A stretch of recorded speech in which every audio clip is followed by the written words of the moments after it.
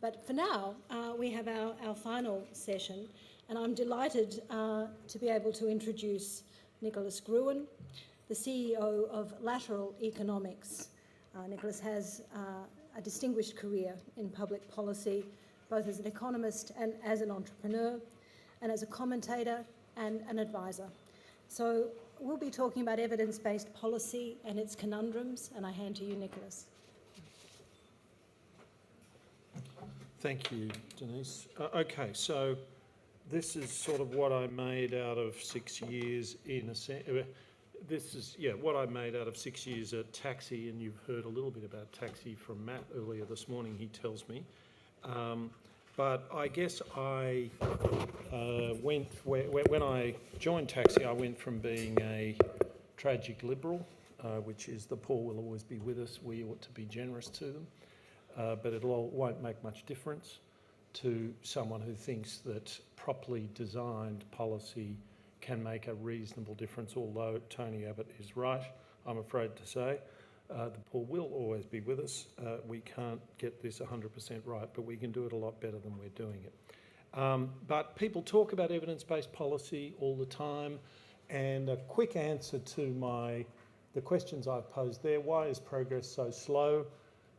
Because evidence-based policy is really, really hard, and a lot of the people, the most senior people who wave their arms around and call for evidence-based policy, have no idea that it's hard. They think it's just pretty obvious. So I'll try and provide you with some contours of that. That's an outline of what I'm going to talk about.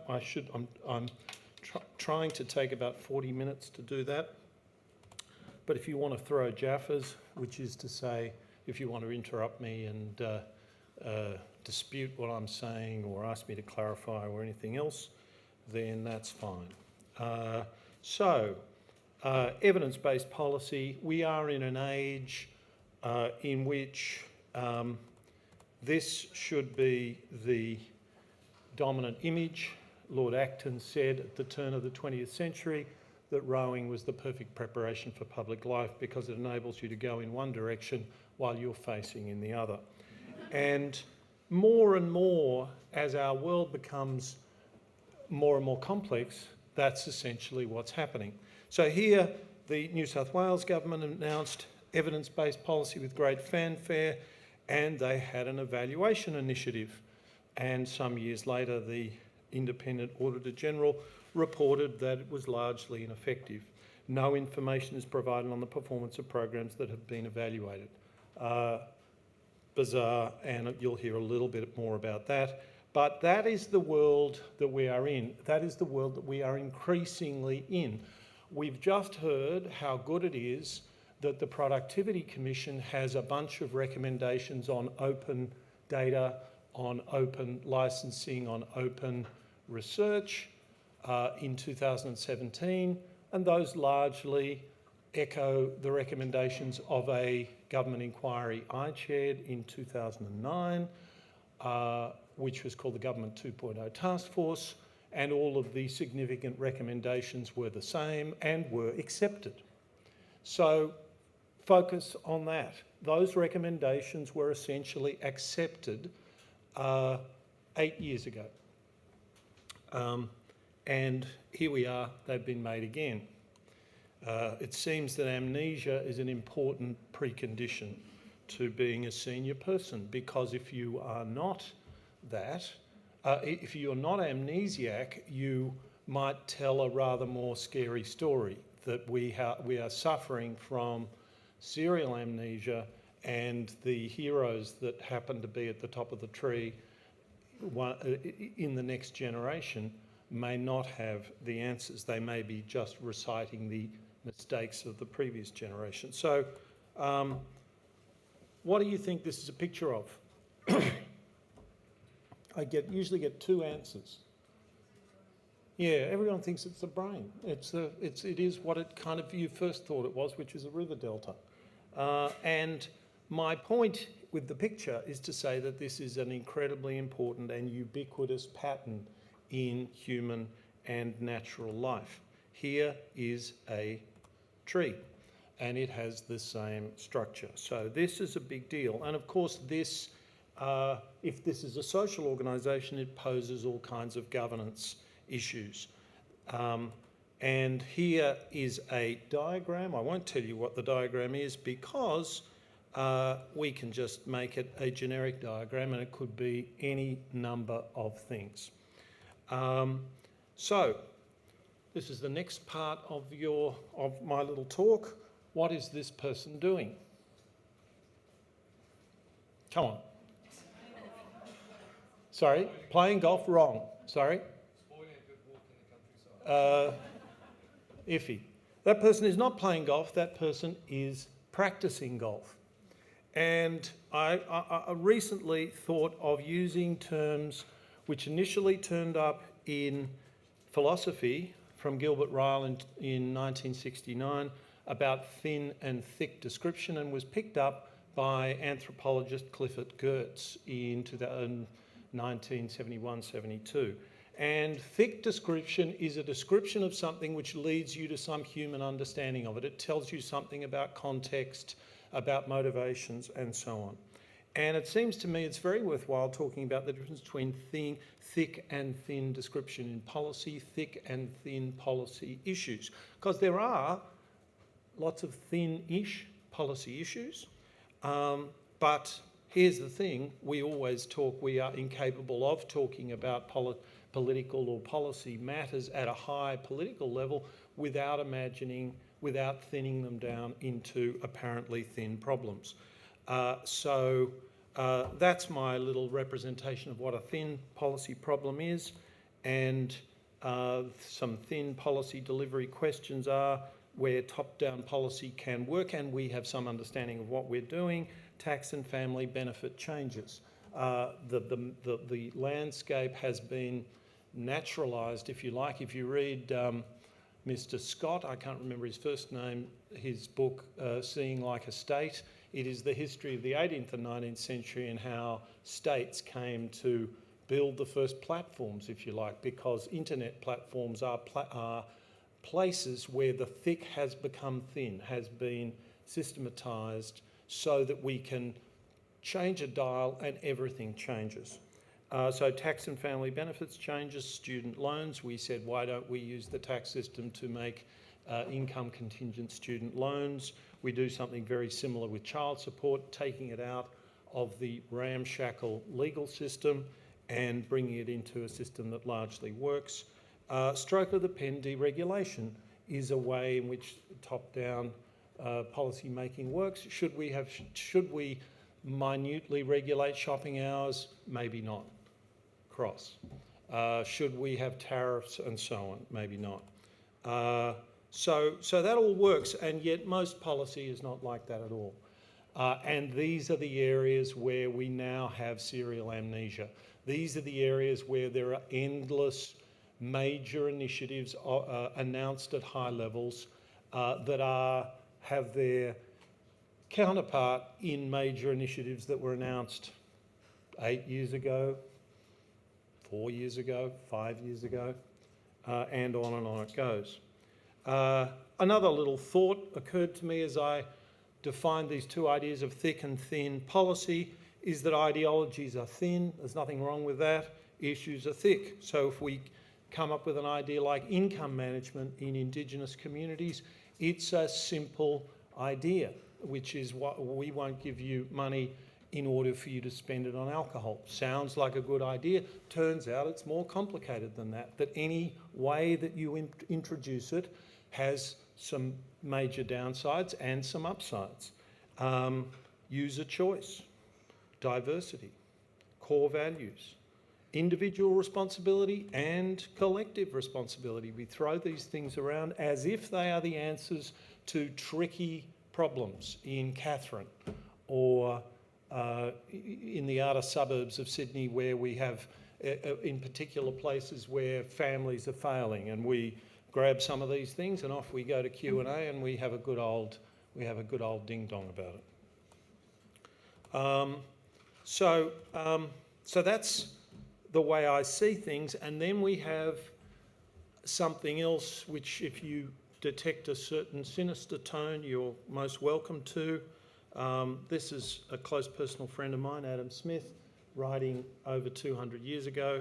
This guy was a serious guy, trust me.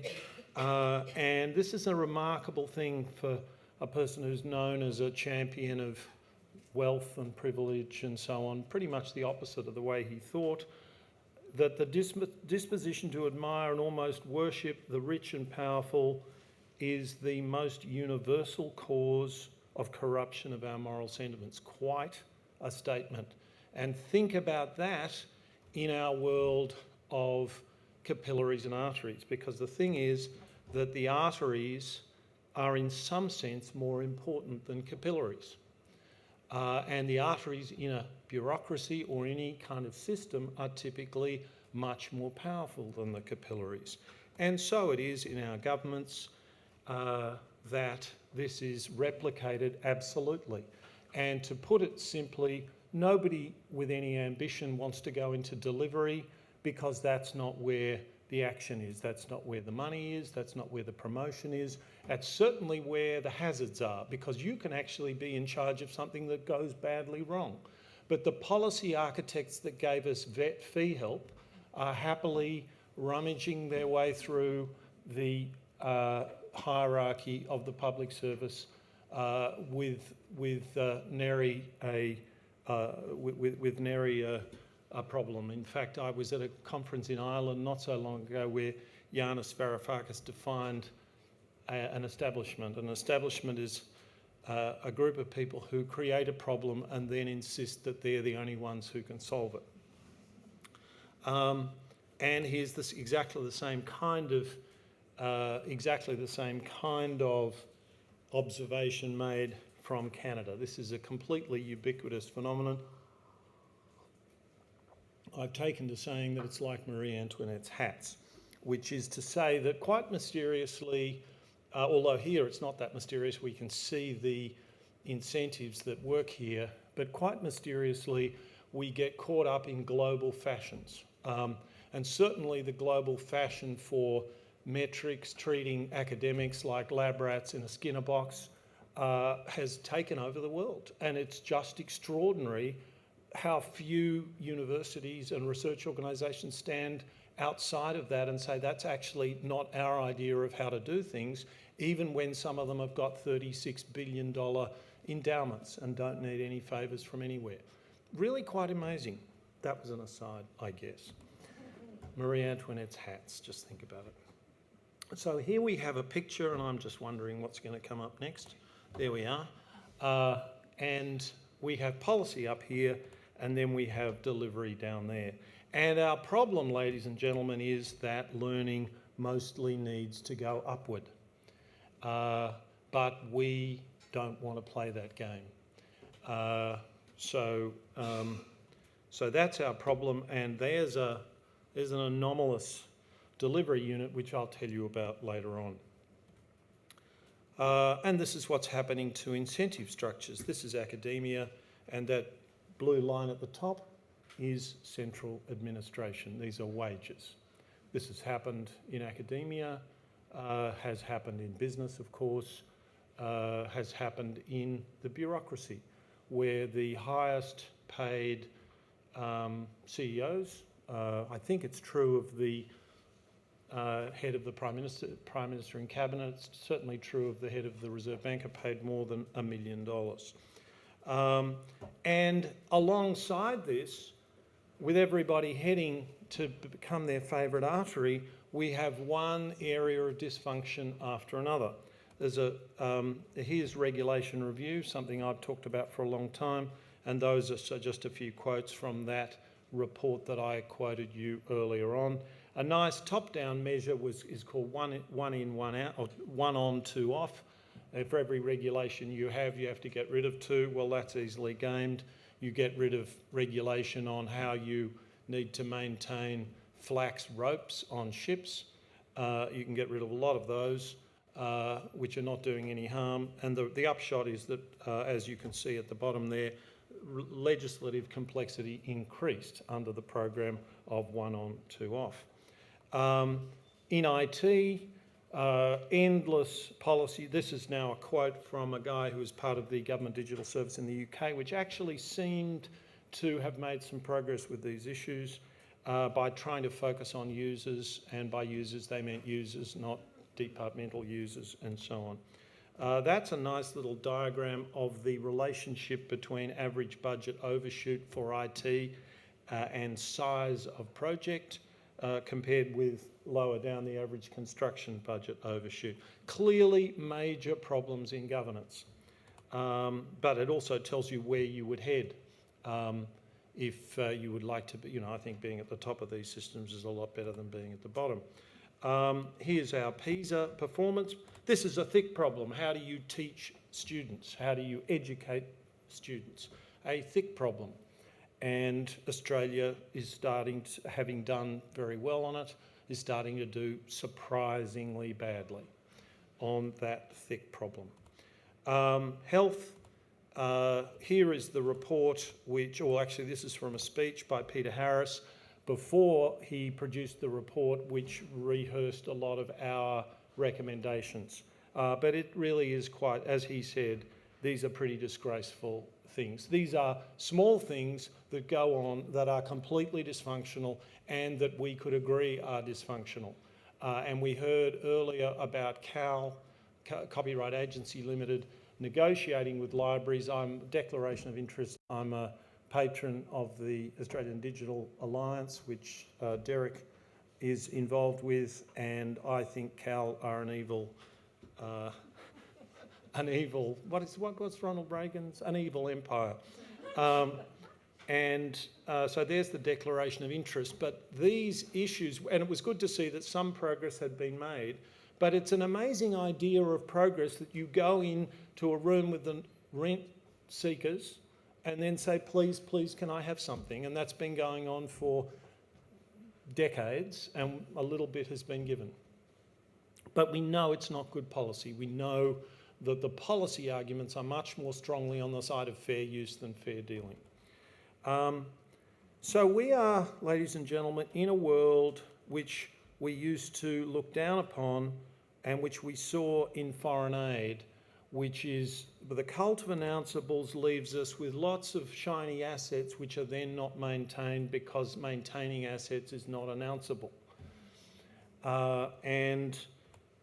Here is a nice study put out earlier this year by the Institute for Government in the UK, which documents just a remarkable state of affairs. So the Department of Further Education, or the agencies involved in further education, had 48 CEOs, have had 48 CEOs since 1981. Pretty obviously, if you're dealing with a thick problem that you have to learn and experiment and build on experience, 48 CEOs pretty much rules out what you're trying to achieve right there. And that is replicated in all sorts of other areas. So that's kind of where we are at the moment. And in Australia, these typically happen in lower status areas, often areas that are given high status in aspirational types of comments, but actually don't give governments any real heartache at election time. And that's what has happened in Aboriginal policy over the last little while. So evidence-based programs, I'm going to talk about I'm going to separate out evidence-based delivery from evidence-based policy. I'm going to talk about delivery first, and I think I can truncate this a little bit. I'm keeping an eye on my time. I've gone about 20 minutes. I've got another 20 minutes. And I was going to talk to you about family by family, which you have been introduced to by Matt. Family by family is a very different way of doing things. How many things in your life that really important life skills did you learn outside an empathic bond? I suspect not many. And yet our whole social protection system is built around the idea that, well, we'll just have to, because we've got a whole lot of professional people that we're employing and they fit in with our system, and we'll just kind of keep turning the handle. So we built a family intervention program which was based around the mentorship of families. And for me, it's very important not to just say that you've got these two worlds of professionals delivering services and the life world, a sort of sentimental picture in which people are all working this stuff out for themselves. This is a program that has been, a lot of work's gone into designing it, experimenting with different bits of it, and it is coached by a trained coach. It's not just a bunch of people who can sort it all out for themselves. That's a great video. If Matt didn't show it to you, then that's terrible, and I won't have time. This is an image that I started with on the front slides, and it's a big problem. And you may have heard that joke that is made about economists on a desert island with some cans of food, and there's an engineer and somebody and an economist, and the economist's final answer is assume a can opener. And here, the problem with this situation is that we assume a market. So the metaphor of a market, which of course should never be forgotten about, because markets are possibly our one miraculous way of dealing with social and economic problems when they work well, and it's hardly surprising they don't work well bringing up children. We certainly should be thinking about markets, but we shouldn't be saying anything that looks more like a market must be better than something that looks less like a market. We need to try to interrogate these things on their merits. We need to try and understand what the problems are and so on. So what evidence do we want when we hear evidence-based policy? Firstly, we want data on what causes what. So a great deal of very rich evidence is not causal evidence. As a quick rule of thumb, if it's not evidence about something that you varied, either at random or in some other way, it's probably not causal evidence. So it's not that much use to you. So that's the first thing. There are a whole lot of ways, this is from this book, a whole lot of ways in which we're after a small subset of evidence. We want that evidence to address policy concerns at hand. We want it constructed in ways which are useful to address a policy concern, evidence applicable to the to the local context. These slides you can get later if you would like. So that's where we're at. Then there's you just make up constraints as you go along. One of the constraints is a political constraint, of course, and that political constraint might be over there, and then you're in a bit of a pickle, aren't you? So that's a sort of quick look at that. Here's my friend Martin Parkinson again telling us all to be more evidence-based. Now, I haven't asked this question of Martin Parkinson, but I have asked it of very many of his deputies in his own department and elsewhere, and I say to them, do you know what program logic is? And they don't. So they go around the country saying we should have more evidence-based policy, and they don't know what evidence-based policy is, because if you don't know anything about program logic, you're not really in the hunt. So let me tell you a little bit about what I mean by program logic. That is a program logic from a health program. It could be a program logic from family by family, and it goes from inputs, activities, outputs, outcomes. These are all hypotheses. We think that talking to families in this way rather than that way will engender more confidence, which will mean that these things will happen. And at any one of these, firstly, you never really know with the sort of confidence you might in a scientific experiment how right you are about this, and it's a very complicated story. And so what we're trying to do is if we are evidence-based about this program, we go about investigating its program logic. We go about trying to understand it, trying to work out where we can optimise it and so on. And we make, even then, pretty Herculean assumptions. But what our evidence-based policy people, the people waving their arms around saying we want to be more evidence-based, mostly mean is we want a stamped university study which says that this is an independent evaluation, even though they're entirely relaxed about the fact that the independent evaluation was commissioned by the agency that was trying to prove its own efficacy. Absolutely hopeless, okay? Nobody's trying here, okay? Nobody's really even trying. We're all going through the motions. Do you detect a certain amount of passion in what I'm saying? And randomised controlled trials. That's got to be scientific. That's just great. Don't they do that with medicine? So randomised controlled trials are the trinket of the age. And here are all the Nobel Prize winners and others. Actually, only one Nobel Prize winner there. Two Nobel Prizes here who say, amongst other people, who say that's absolute nonsense. Of course, randomised trials can be very useful, but they're a small part of the solution. RCTs are thin. They give you very simple information. They tell you with a high degree of plausibility that this thing caused that outcome because we've got a control group in that situation at that time. They don't tell you what would happen if you changed this little bit here or why any of it happened. So I like this quote from Friedrich Hayek. Wrote that in 1942. Demands and further attempts to be scientific in social research are still presented to us as the latest revolutionary innovations which, if adopted, will secure rapid, undreamed of progress. Ladies and gentlemen, this is hard, and it's not the case that if you adopt little trinkets of things that look scientific, you will get anywhere much at all. You'll simply participate in the cycle of amnesia and remembering. So an RCT is effectively taking that process and doing that with it. It can be a valuable thing. And it's certainly the case that we want to experiment and vary a lot of things. And that's in fact, I'll skip that, except have my little tagline there.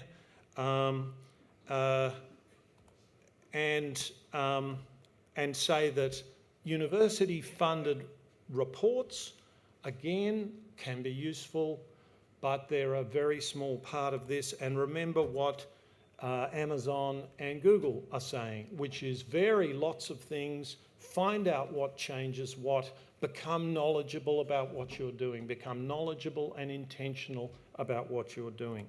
And you could, guess what? Nobody could get a peer-reviewed journal article out of any of this stuff. I mean, they probably could because it's secret and that would be exciting for people and they publish it. But it's not highly intellectual stuff. It's simple work-a-day, what's working, why, and so on. So now I want to talk about evidence-based policy. And I'm thinking of something like family by family, because what's happened is I was involved in family by family when it first came into existence, and for the last 3 or 4 years it's been in 4 suburbs in South Australia and 1 suburb in Sydney, and it either should be rolled out much more widely than that and grown, or it should be shut down.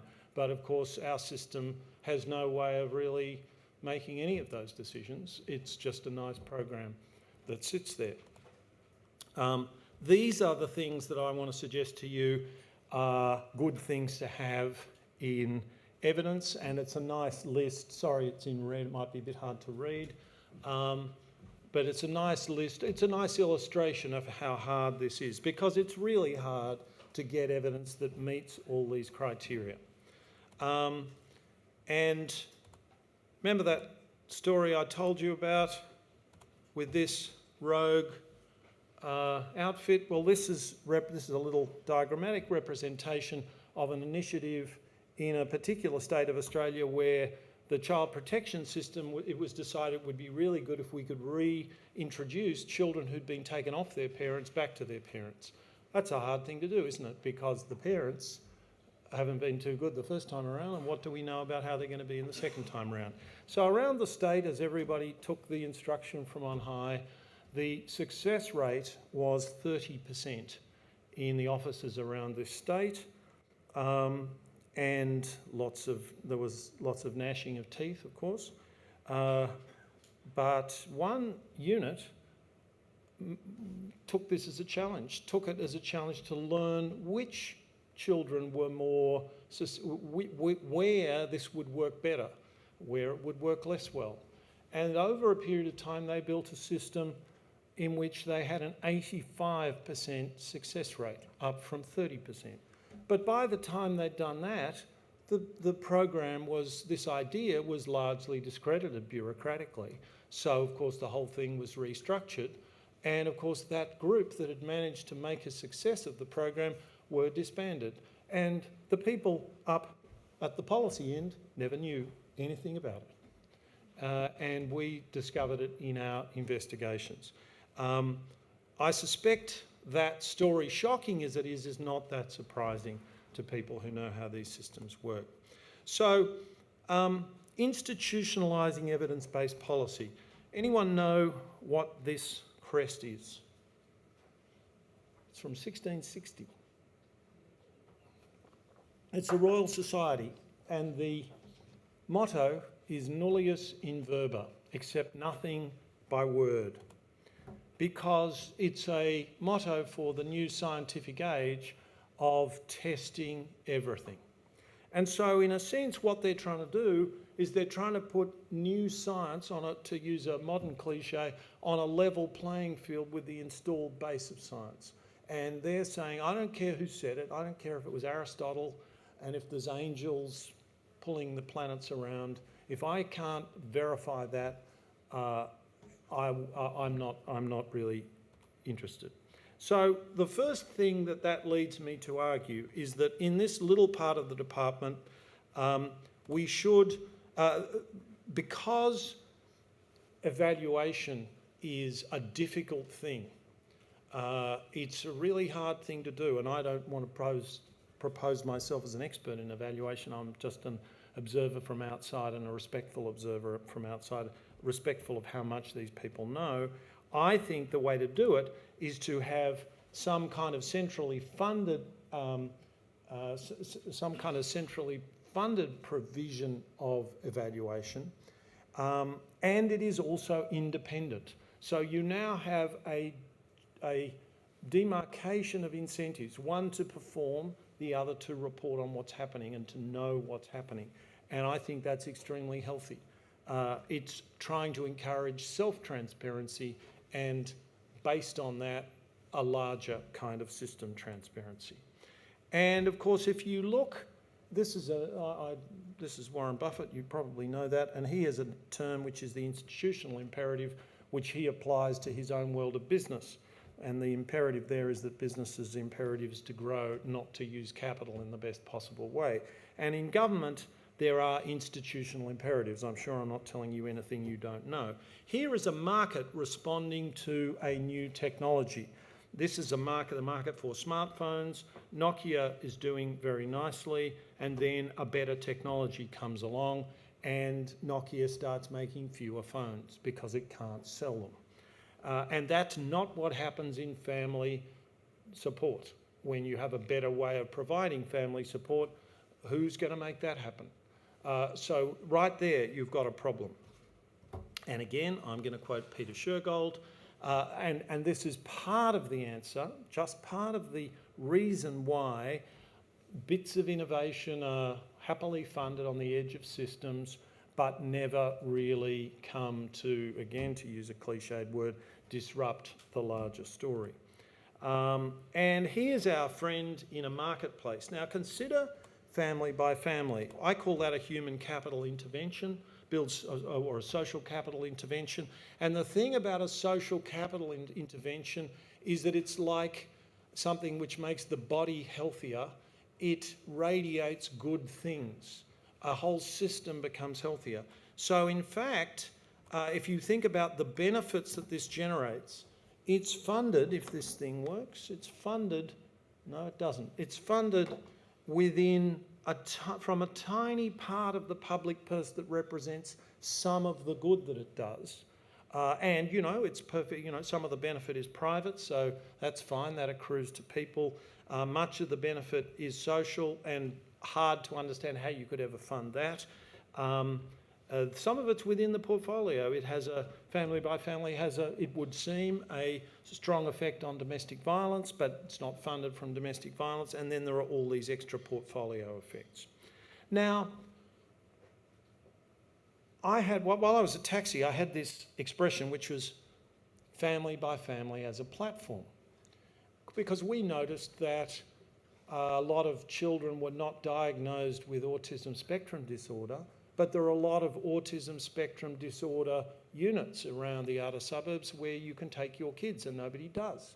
And our mentoring families were identifying this and taking families along to these centres, and they were feeling hugely transported they were enraptured, as one is often, in getting a diagnosis about a thing that has been driving you crazy and driving your anxiety levels way up for years and years and years. So just think of the thought experiment. Imagine other services being delivered through family by family. What would it mean? It would mean a lot of things. It would mean a lot of redesign. It would mean making some mistakes. Maybe it's a bad idea. But those are the kinds of things we could be exploring. But we're not doing any of those things. And one of the reasons we're not doing any of those things is that we imagine a market.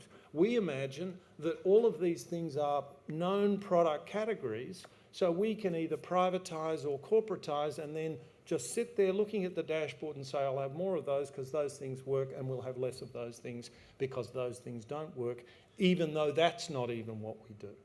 But that's how different things could be, but how they can't be that way, and we're not even close to imagining those possibilities when we think we're a kid in a candy store. Okay, so where am I now? So the next thing is to say that here are these this new practice, and then there's the installed base. Then there's all the people who've got their careers and got their lines to their professional associations and the politicians, and the minister needs to know that if a child dies, if we're in child support, if a child dies, the minister needs to know that there's a process of providing ministerial advice where the minister can stand up in Parliament and say, wasn't my fault, it was the opposition's fault, and this is the reason. And these units over there on the right-hand side don't have any of those things. So the installed base has all these advantages of incumbency.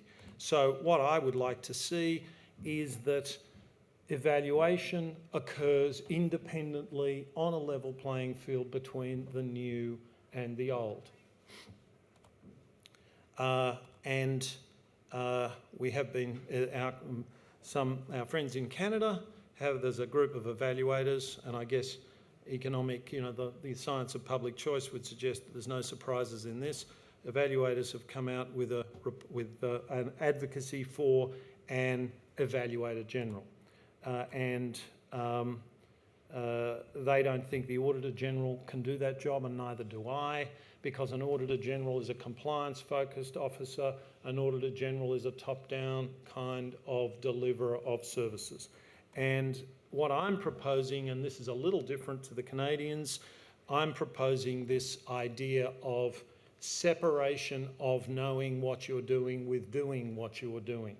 That's fundamentally it. It's not about top-down. It's not about new accountabilities. It's about new ways of conceiving of self-transparency, if you like. So I want to move that unit outside the department, give it some independence, give it some funding, and have it reporting to two people or to two places into the organisation to help it lift its game. So this is data, this is monitoring and evaluation material that is designed to be useful to do a better job, not just for accountability, and it goes up and out, and the report is to Parliament and therefore to the public, not to a minister, or only notionally to a minister. So it goes quite a lot beyond the Canadian idea of an evaluator general, which then sort of federates down and everybody has their own evaluation system within government agencies. I think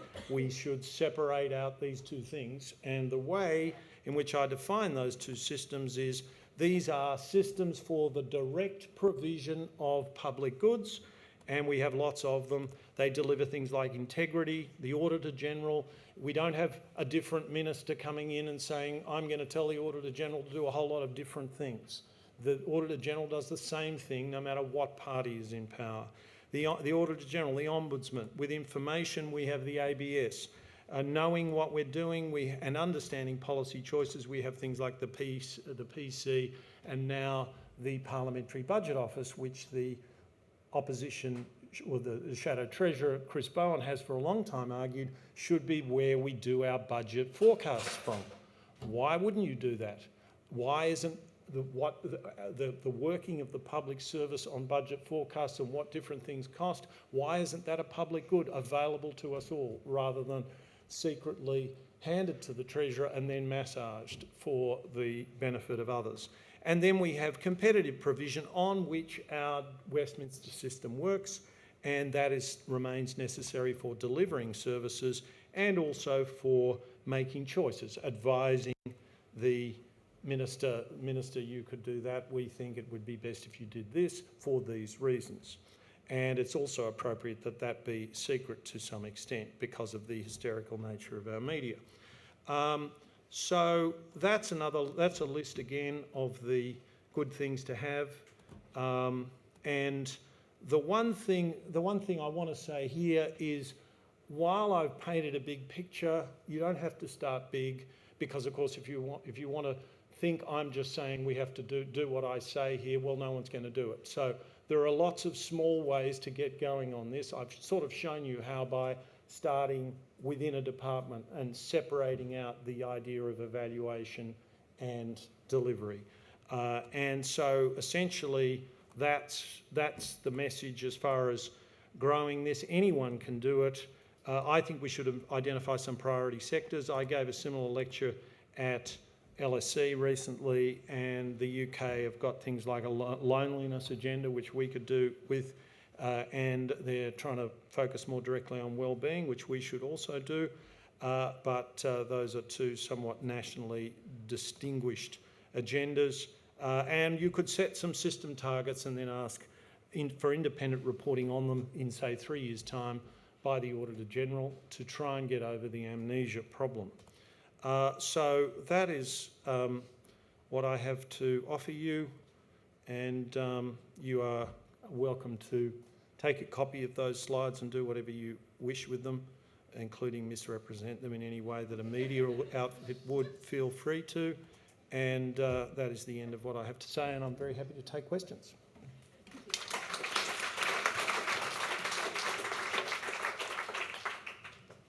I'll kick off with the first question, if you don't mind, Nicholas.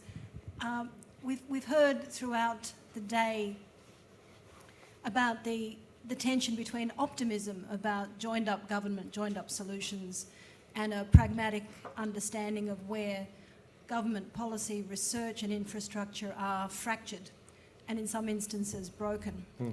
How does that fit with initiatives like Analysis and Policy Observatory, with the optimism built into it for joining up knowledge, joining up information and providing a resource and a platform? The optimism about joined-up government, the optimism about joined-up research infrastructure and information. Are you as disenchanted about the platform for information as you are about the policy process? Kind of, yes, I think I am. I'm certain. I mean, this isn't about APO. I mean, APO is a fine initiative, but and I'm thinking more about economics than areas like social policy, which I'm less immersed in the literature. But at the very level of university activity is oriented around outputs, and outputs in academic journals are largely dedicated to building the discipline. And there's lots of ways you can build a discipline which are of no use to anyone. If you're doing public policy, you could have endless discussions about what the new public management is, and there are now 14 different schools. You know, you say, well, Giddens argues that it's this, and somebody else argues that it's that. You can get articles published on that. It's completely useless, in my opinion. And so, you know, this is seriously problematic. As I was saying to somebody earlier on, And, you know, I realise it's sort of, one is naturally suspicious of somebody who's so down on so many things as me. I would be. But now I've forgotten the point I was going to make. Damn. See, it's the secret of happiness. Optimism about joined up in information. Have you got any? No, I was trying to make a slightly different point. So I said, that's right. I said to this person, my father was an academic in a more innocent time. I didn't go into academia because I could sort of see what was happening. But I think what we've done over the last 40 or 50 years is we've gone from an inefficient and effective system to an efficient and ineffective system. And I prefer the former to the latter, and of course I would like to see an efficient and effective system, but efficiency is much easier than effectiveness, particularly when you're trying to think of hard things. You know, you're trying to, you know, none of this stuff is easy. The brightest minds in the world are working away on it. But it's easy to be efficient. You just sort of get everyone's KPIs, don't really worry too much about whether they match up to anything much, and crank the handle. And that's kind of what we've done. And just like Marie Antoinette's hats, everyone's doing it. See, I got it in. Hi. Well, I have some cause for optimism in all of this, in that I guess I do a lot of work where I go in at the community level and the delivery level, I suppose that would be. And I did a project recently all across Victoria, and I was actually kind of stunned at the level of innovation that was going on. A bit like you were talking about your family by family. All across the state, there are things going on that are really effective. Yeah. And I guess I was kind of struck by two things. One was, why were they not diffusing these good things among each Which other? I was sort of trying to show you something about and the that. other was really how are they managing to do this different innovation in all these different places? And it turned out that they have, in Victorian Health Services at least, an element of block funding that enables them to do innovation.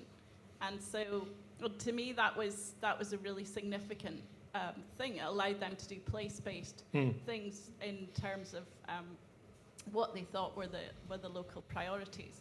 So I suppose a couple of points really. One is, and they seem to be kind of working around all this macro stuff that you're kind of talking about. So one is kind of like, do we know enough about how this whole ecosystem works? Do we know enough about how policy actually, and great ideas and innovation diffuse at the delivery level, and how that kind of gets up and eventually somehow influences macro policy? No, well, we never will, but we know quite a lot. I mean, we know in a descriptive way, and these things change a lot over time anyway. I mean, you know, a new Prime Minister, a new Minister, lots of things change. So, you know, there are people who know quite a lot. They won't all agree, but I don't think there's nothing to wait to know more about anything. We know enough about the system to know things about what's good about it, things about what's bad about it. People can take positions on incremental and other types of changes that might improve it somewhat. And if you don't agree, then you can do it over here and somebody else can try something over there. So we know enough to do all of those things. I mean, on the optimism-pessimism question, I'm kind of optimistic about what's happening on the ground. I'm very optimistic about people's capacity to figure stuff out. I'm even optimistic about democracy, and I talk quite a lot about that, because we're really pretty smart people and still an open society. But by God, things are in a terrible mess up the top. And that's true in democracy, and I think it's true here too. But as for optimism versus pessimism, I just think of Woody Allen in Annie Hall, where his mother comes into the kitchen and says to his father, "Have it your own way. The Atlantic Ocean's a better ocean than the Pacific Ocean." You know, I mean, am I optimistic or pessimistic? There are lots of opportunities to do great things. It's very frustrating that lots of great things don't just naturally come into their own. But that's the world that we're in. I want to pick up on the comment that you made, I think it was Martin Parkinson's, about opportunities only half seized. Because... Peter Shergold. Okay. Yeah. Because I can probably give... without He's thinking- an ex-secretary of PMNC, Yes. which is different to being the secretary of PMNC. Okay, Like fair Prime enough. Ministers and Anyway, ex-Prime the point Ministers. is about the half-seized Sorry, bit. yes. Because I can probably give you, just off the top of my head, 5 examples in healthcare of evidence-based and tested models that have not been faithfully implemented. Yeah. In part, mostly because not enough resources have been provided. I mean, the classic example is Headspace. So the government initially was won over, funded Headspace, all went off great. So, but every time they've funded them since in 2 or 3 different budgets, they've given out less money per Headspace operation than the last time. I suppose you could argue that it's kind of working, but I mean, so perhaps they're getting value for money. I don't think they've actually properly evaluated They wouldn't know. it. But they're not getting the value for money that they were supposed to be getting on the basis of the evidence-based model. So how do you get around that? Well, that's my model of the Evaluator General, is my way of trying to get around that. So we live in a democratic society and politicians will do whatever they do, and that's kind of the way it should be if we think they're democratically elected. What I want to do is if Headspace is a program that works well, I want the Evaluator General to be, you know, like an ocean liner, pumping out information, pumping stuff out of its funnels, which are telling us, yes, that program's going well. And then there's a plan in the budget to reduce funding by 20% with some blather, which is to say we're very pleased with the progress it's made, and this has created the sort of thing. This has created the ability to reduce expenditure, and we're reliably informed that this will continue to be a very effective program. And then the Evaluator General will put out, I mean, I don't want the Evaluator General to get into an oppositional stance, but the Evaluator General can be asked a question by the opposition or of its own accord, say, our modelling of this program is that it generates these kinds of benefits. So this 20% reduction in funding will in 5 years' time involve this much more hospital expenditure, this much more expenditure on remedial reading, and so on. And so you are trying to level up the playing field, and you're trying to get transparency working, but you're actually building the institutions from the ground up so that it's not a PR show, because most of what we've got in the public realm is a form of PR. Any independent evaluation which was commissioned by the agency being evaluated is some variant on PR, and most of the stuff is like that. And because, at least in mental health, people are so grateful to have some money, yes, they don't want to look a gift horse right. in the mouth. That's right. And I also think that, imagine, I was reading a speech by Baroness Lister, would you believe? Don't know why. And she's a social justice crusader in the United Kingdom, as is her right, and good on her. And it was about the pressure that families come under when they're disadvantaged and all this sort of stuff. And as I read it, what struck me was there was nothing in it about what we could do and whether it would work. And I have this secret idea that the growing jealousy of the community in funding social welfare and so on is partly because people have been quite successful at showing ways in which that expenditure is managed in a pretty dysfunctional way, in ways in which that expenditure doesn't generate the sort of outcomes that people would like to see it. Back when we didn't know that, in the 1960s, Lyndon Johnson was able to announce a war, not on drugs, not on terror, but on poverty. And people bought into it, and they bought into it with higher preparedness to pay tax. Average tax rates went up strongly in line with the war on poverty. So that's another thing, which I was talking to Joe earlier, about our politics cannot do that, because our politics requires everything to be litigated as a culture war. You pick which side you're on, whether you're on the side of hard-working Australian families who want lower electricity prices and are sick of being ripped off and lied to, or you're on the side of disadvantaged families, and your side's going to... And once you've picked your side, they're all good. They're just the salt of the earth, these people, and the other side are not caring, nasty bunch, and you just have a good old ding-dong. And on Q&A, you'll have one person on one side and one on the other, and whenever somebody threatens to go outside that discourse, Tony Jones says, "I'll take that as a comment. Next question." That's how it all works. Just one aside on this from another one of my passions, which is democracy. Some of you may know there was recently an election in Austria. A little party that's promoting the idea of citizens' juries, that's a somewhat misleading way of characterising them, but the best I can do in a sentence, did a survey of 1,000 a stratified survey, like a poll, of 1,000 representative Austrians, and they took them aside and they showed them the portfolios of the 26 departments of state. So health, defence, immigration, education and so on. And they said, which of these areas do you think it's most important for our politicians to focus on in the next term of Parliament, whatever Parliament is called in Austria? I'm ashamed to say I don't know.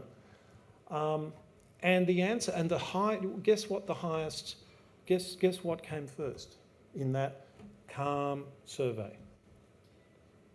Come on, what would you guess might come first? Education.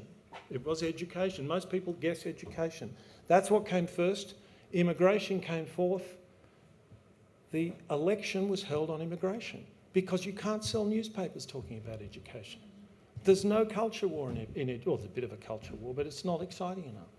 So this is very deep. This is a really terrible situation. There. Okay, I think we have time for just one more quick question and one quick answer before it's drinks. So, last one. Hi, Ginny Barber from the Australian Open Access Support Strategy Group. So my question is, I'm going to defend clinical trials here, actually. I don't think there's any point. We all defend clinical trials. They're a good idea. Can I make... Okay. Let me finish my point. So my training originally is in haematology a long time ago. And the most effective clinical trials, in my I think probably were ever done actually, was a set of trials within the UK for childhood leukemia. So every child within the UK who got leukemia, I think it's still the case now, certainly was when I was training, was entered into a clinical trial. And so the trials got smaller and smaller and smaller. They started with really big questions and ended up with tiny, tiny questions like, what was your likelihood of relapsing in the brain if you're a boy between 7 and 10? Tiny, tiny things. Every time they did a clinical trial, they got an answer. So the evidence base got stronger and stronger. What happened was there was a kind of multi-generational thing amongst academics, amongst clinicians, about the need for this evidence to be really robust.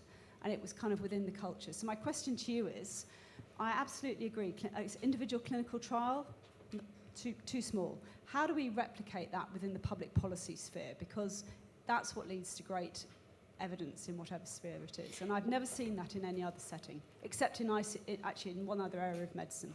But, Well, I'm not very well equipped to tell you how to replicate it in health, but my point is that it's worth asking the question, how do you replicate it in health? It's a misleading question in policy, because in health, if you're dealing with leukemia, you're dealing with a physical system, a massively complex physical system, but a physical system which is replicable. We are going to assume that every child is like every other child until we find out that they're not, because then we go into genetic differences between children. But we're dealing with a system which is in principle knowable. Now that's completely different to what happens in a school. in a school, you will never know exactly, you will never be able to strip these things down to non-interactive components, because they are interactive components. But that's the whole point of randomisation, is that you randomise so because not everybody is the same. So actually I have seen very good trials done in schools actually where you've got robust results. So I just feel it's a little bit of a myth that you can't apply that methodology to policy. So do you know, are you aware of we know something, it's a bit of the things feed back on themselves, so you get a bit of an echo chamber, but there is a reasonable amount of consensus about school systems that are very successful. They're not full of randomised trials. There's no randomised trials anywhere in sight. There are empowered professional and purveyors of craft, empowered to do their best and also empowered to understand as best they can what they're doing. That's only a talking point from me. That doesn't tell you the next layer down. But by all means, just like markets are a powerful idea, randomised controlled trials are a powerful idea. Do lots of randomised experiments which take an afternoon rather than 3 months. That's how Amazon and these sorts of things. So absolutely do those kinds of things, but that's quite different to the sort of the sort of mindset that you're appealing to when you talk about the treatment of leukemia. That's a very different story, don't you think? No, we might have to disagree. I think Okay. because they're just experiments. A trial is an experiment. Yes, but it's an experiment with a system which is in principle replicable. That's the point. It's in principle replicable. You cannot, the amount of variation you can have outside of all kinds of much vaguer notions of kind of the health of a community, the health of a family. You can't vary little things. You can't. You can uncover. If you've got better data, you can uncover interesting facts like single fathers do better in certain respects, or perhaps with sons, than daughters in certain ways and not in other ways. But you can't get down to the real facts or really what works in the same kind of way that you can with leukemia. Okay, We might have I to think disagree. we we might disagree, but it just goes to show that robust debate is alive and well around the room. Am I wrapping up, or are you saying a word, Amanda? I'm going to say a word. But I'll say first, thank you so much for a stimulating and provocative Thank you. presentation. Someone else was saying how great APO was, but I was very impressed to see the APO corporate gear getting out. So that's pretty cool.